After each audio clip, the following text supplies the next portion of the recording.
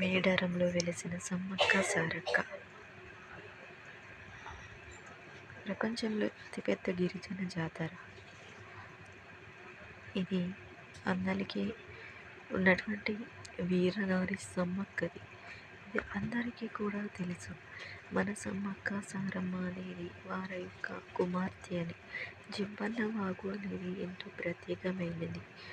వీళ్ళు అర్థమైన దేవతలు. వీళ్ళకు ప్రత్యేకమైన ఆలయాలంటూ ఏమీ లేవు. కానీ చెట్లే దేవాలయాలు, భూమి పీఠమని ఈ దేవతలు పూజిస్తారు. గిరిజన ఆత్మగౌరవానికి ఇది ఒక చిహ్నం, ప్రతీక. ఇది ములుగు జిల్లాలోని మేడారం ప్రపంచంలోని అతిపెద్ద గిరిజన జాతరకు నిలయం.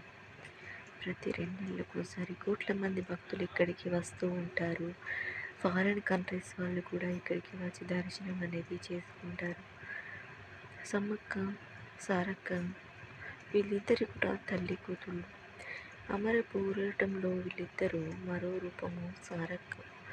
వీళ్ళిద్దరూ కూడా యుద్ధంలో ఎంతో పోరాడారు.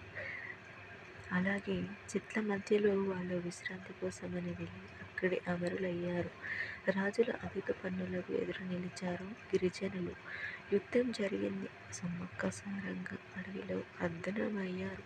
కానీ శక్తిగా మన లోపల ఇప్పటికీ మిగిలిపోయారు. జై సమ్మక్క, జై సారక్క.